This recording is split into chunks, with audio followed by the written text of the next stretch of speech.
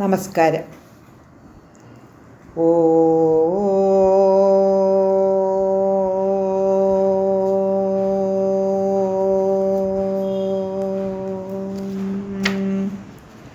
ഓ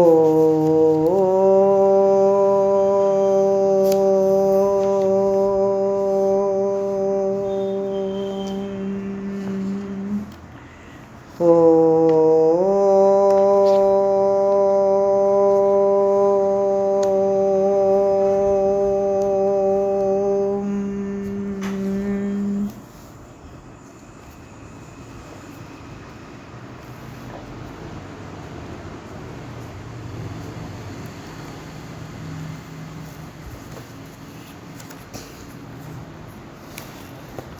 കുജനം രാമ രാമേതി മധുരം മധുരാക്ഷരം ആരുഹ്യ കവിതാശാഖാം വന്ദേ വാൽമീകികോകിലം. രാമായ രാമഭദ്രായ രാമചന്ദ്രായ വേധസേ രഘുനാഥായ നാഥായ സീതായ പതയേ നമഃ.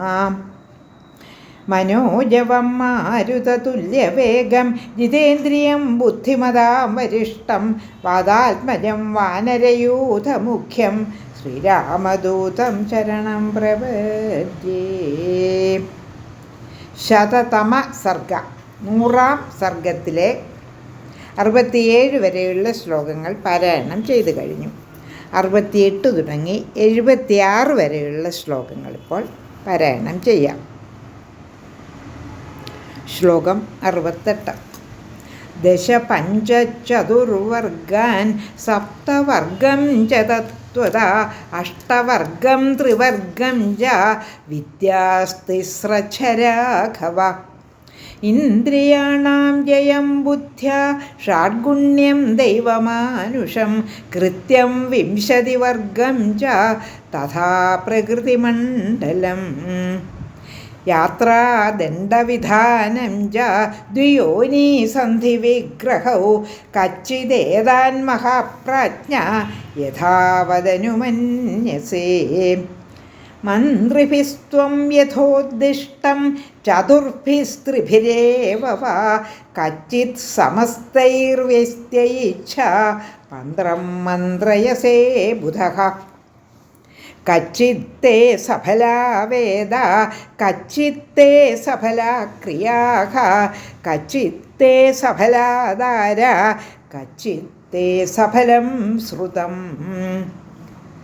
കച്ചിദേഷൈവ തേ ബുദ്ധിര്യഥോക്ത്യാ മമ രാഘവ ആയുഷ്യാ ച യശസ്യാ ച ധർമ്മകാമാർത്ഥസംഹിത.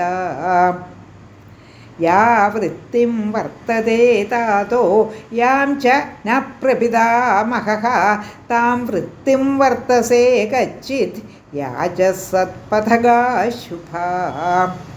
കച്ചിത് സ്വാദുകൃതം ഭോജ്യം ഏകോ നാശ്നാസി രാഘവ കച്ചിദാശംസമാനേഭ്യോ മിത്രേഭ്യ സംപ്രയച്ഛസി.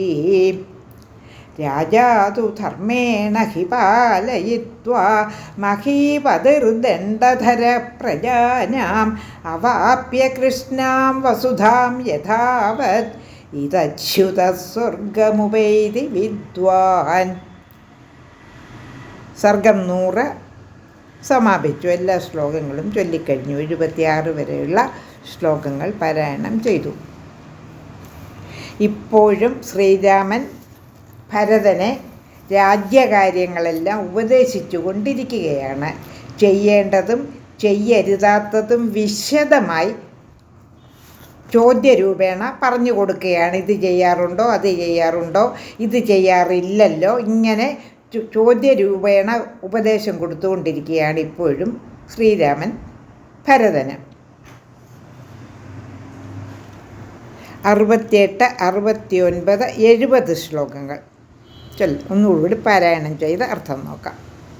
ദശപഞ്ചചതുർവർഗാൻ സപ്തവർഗം ച തത്വതാ അഷ്ടവർഗം ത്രിവർഗം ച വിദ്യാസ്ത്രിസ്രച്ഛരാഘവ. ഇന്ദ്രിയാണാം ജയം ബുദ്ധ്യാ ഷാഡ്ഗുണ്യം ദൈവമാനുഷം കൃത്യം 20 വർഗം ച തഥാ പ്രകൃതിമണ്ഡലം യാത്രാദണ്ഡവിധാനം ച ദ്വിയോനിസന്ധിവിഗ്രഹൗ കച്ചിദേതാൻ മഹാപ്രാജ്ഞ യഥാവദനുമന്യസേ. 68, 69, 70 ശ്ലോകങ്ങളുടെ അർത്ഥം. അല്ലയോ മഹാപ്രാജ്ഞ, പഞ്ച ചതുർവർഗങ്ങളും, ദശവർഗമെന്ന് പറയുന്നത് നായാട്ട്, ദ്യൂതം, ഉറക്കം, വൃഥാലാപം, സ്ത്രീവിധേയത, മദ്യപാനം, നർത്തനം, പാട്ട്, വാദ്യം, ദേശാടനം, ഇവയാണ് ദശവർഗം. പഞ്ചവർഗം ഏതൊക്കെയാണെന്ന് നോക്കാം. 5 തരം വൈര്യങ്ങൾ, ശത്രുക്കൾ, വസ്തുക്കൾ, സ്ത്രീ, വാക്ക്, കുറ്റം എന്നിവയിൽ നിന്നുണ്ടാകുന്നവ, അതാണ് പഞ്ചവർഗം. ചതുർവർഗം ഏതൊക്കെയാണെന്നൊന്ന് നോക്കാം. സാമദാന ഭേദദണ്ഡങ്ങളാകുന്ന ചതുരുപായങ്ങൾ, അതാണ് ചതുർവർഗം.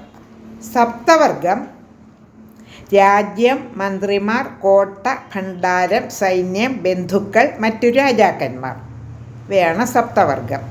അഷ്ടവർഗം ലോഭം, സാഹസം, വഞ്ചന, ഈർഷ്യ, അസൂയ, ദുർവ്യയം, ക്രൂരവചസ്, കഠിനദണ്ഡനം.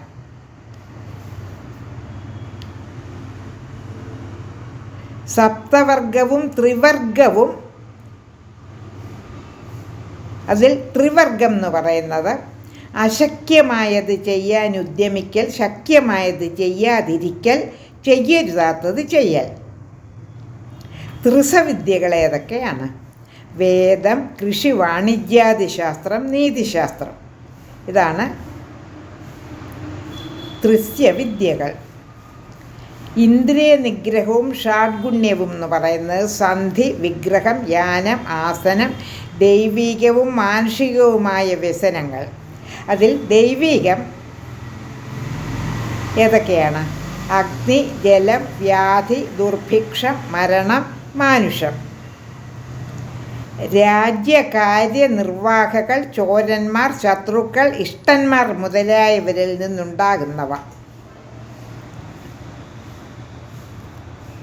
20 വർഗമെന്ന് പറയുന്നത് രാജ്യം, സ്ത്രീ, സ്ഥാനം, ദേശം, ബന്ധുക്കൾ, ധനം എന്നിവ അപഹരിക്കൽ, മതം, മാനം, വിഷയപീഡ, ബുദ്ധിയില്ലായ്മ, ശക്തിയില്ലായ്മ, ധർമ്മമില്ലായ്മ, ദൈവനിന്ദ, മിത്രനിന്ദ, ധനനിന്ദ, ബന്ധുവധം, കരുണയില്ലായ്മ, ദേശനിന്ദ, ധനലോഭം, അഭിനിവേശം എന്നിങ്ങനെ 20 പ്രകൃതിമണ്ഡലവും 5 പ്രകാരമുള്ള യാനങ്ങളും ദണ്ഡവിധാനങ്ങളും സന്ധി വിഗ്രഹങ്ങളുമെല്ലാം വേണ്ട വിധത്തിൽ ചിന്തിച്ച് സ്വീകരിക്കുകയോ തിരസ്കരിക്കുകയോ എന്താണ് ചെയ്യേണ്ടത് എന്നുള്ളത് യഥോചിതം ചെയ്യുന്നില്ലേ? എത്ര വിശദമായാണ് ഓരോ കാര്യങ്ങളും ഭരതന് പറഞ്ഞു കൊടുക്കുന്നത്. ശ്ലോകം 71. മന്ത്രിഭിസ്ത്വം യഥോദ്ദിഷ്ടം ചതുർഭിസ്ത്രിഭിരേവ വാ കച്ചിത് സമസ്തൈർവ്യത്യയിച്ഛ മന്ത്രം മന്ത്രയസേ ബുധ. വിധിപ്രകാരം 3-4 മന്ത്രിമാരോടു കൂടിയോ വെവ്വേറെയായോ ഗൂഢമായി കാര്യാലോചന ചെയ്യാറില്ലേ? ശ്ലോകം 72. കച്ചിത്തേ സഫലാ വേദ കച്ചിത്തേ സഫലാ ക്രിയാഃ കച്ചിത്തേ സഫലാദാര കച്ചിത്തേ സഫലം ശ്രുതം. ശ്ലോകം 72 അർത്ഥം: വേദപാഠങ്ങളും കർമ്മങ്ങളും സഫലമായി വർത്തിക്കുന്നില്ലേ? പത്നി സഫലയായിരിക്കുന്നില്ലേ? ഈ ചോദ്യത്തിന് ഭാര്യ പ്രസവിച്ചില്ലേ എന്ന വ്യാഖ്യാനവും നമുക്ക് ചിന്തിക്കാം. പക്ഷേ ശ്രീരാമൻ അയോധ്യ വിടും മുമ്പ് മാണ്ഡവി പ്രസവിച്ചിരുന്നെങ്കിൽ അത് രാമൻ അറിയാതെ വരികയില്ലല്ലോ. അതുകൊണ്ട് അതായിരിക്കുകയില്ല ഉദ്ദേശിക്കുന്നത്. ഭവാന്റെ ശാസ്ത്രജ്ഞാനം ഫലവത്തായി ഇരിക്കുന്നില്ലേ? ശ്ലോകം 73. കച്ചിദേഷൈവതേ ബുദ്ധിര്യഥോക്താ മമ രാഘവ ആയുഷ്യാച യശസ്യാച ധർമ്മകാമാർത്ഥസംഹിതം. ഞാൻ പറഞ്ഞതുപോലെ ഭവാന്റെ ബുദ്ധി ദീർഘായുസ്സുളവാക്കുന്നതായും യശസ്വമായും ധർമ്മകാമാർത്ഥങ്ങൾ ഉളവാക്കുന്നതായും വർത്തിക്കുന്നില്ലേ? ശ്ലോകം 74. യാ വൃത്തിം വർത്തതേ താതോ യാം ജന പ്രപിതാമഹഃ താം വൃത്തിം വർത്തസേ കച്ചിത് യാചസത്പഥഗാശുഭാ. യാതൊരു വൃത്തി പിതാവ് അനുഷ്ഠിക്കുന്നുവോ അതും പ്രപിതാമഹന്മാർ അനുഷ്ഠിച്ചു പോരുന്നവ അതും ആ തരത്തിൽ തന്നെ ഭവാൻ അനുഷ്ഠിച്ചു പോരുന്നില്ലേ? ശ്ലോകം 75. കച്ചിത് സ്വാദുകൃതം ഭോജ്യം ഏകോ നശ്നാസി രാഘവ കച്ചിദാശംസമാനേഭ്യോ മിത്രേഭ്യഃ സംപ്രയച്ഛസി. രുചികരമായ ഭോജ്യം ഒറ്റയ്ക്ക് ഭുജിക്കാറില്ലല്ലോ. ആവശ്യപ്പെടുന്ന മിത്രങ്ങൾക്ക് അവരാവശ്യപ്പെടുന്നത് കൊടുക്കാറുണ്ടല്ലോ. ശ്ലോകം 76. രാജാ തു ധർമ്മേണ ഹി പാലയിത്വാ മഹീപതിർദണ്ഡധര പ്രജാനാം അവാപ്യ കൃഷ്ണാം വസുധാം യഥാവത് ഇത്യച്യുതഃ സ്വർഗമുപൈതി വിദ്വാൻ. ശ്ലോകം 76ൻ്റെ അർത്ഥം: ഭൂമിക്കു മുഴുവൻ അധിപനായി വർത്തിക്കുന്ന രാജാവ് പ്രജകളെ ധർമ്മമനുസരിച്ച് ശിക്ഷിക്കുകയും പരിപാലിക്കുകയും ചെയ്തു പോന്നാൽ ഇഹത്തിൽ നിന്നും നിർഗമിക്കുമ്പോൾ സ്വർഗത്തെ പ്രാപിക്കും. ഭരതന് ഒരക്ഷരം പോലും ഉരിയാടാൻ അവസരം കൊടുക്കാതെ ഭരതനെ കണ്ട ഉടനെ തന്നെ രാജനീതികൾ ഇത്ര വിശദമായി പറയുന്നത് എന്തിനാവാമെന്ന് നമുക്ക് ഒരു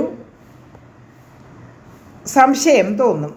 പിന്നീട് അതിന് അവസരം കിട്ടില്ലെന്ന് വിചാരിച്ചാണോ ഇങ്ങനെ ചോദ്യങ്ങൾ തുടരെ ചോദിക്കുന്നതെന്ന് നമുക്ക് തോന്നും.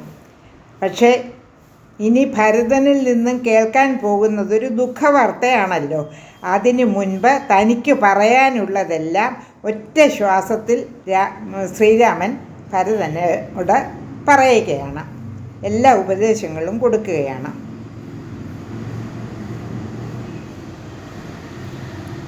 ഈ കുശലാന്വേഷണം ഇനി പറയാൻ പോകുന്ന ദുഃഖവാർത്ത കേൾക്കുന്നതിന് മുൻപ് തന്നെ പറയണമെന്നുള്ള ഉദ്ദേശം ശ്രീരാമനുണ്ട് എന്ന് നമുക്ക് തോന്നിപ്പോകും. സർഗം 100 സമാപിച്ചു. ലോകാ സമസ്താ സുഖിനോ ഭവന്തു.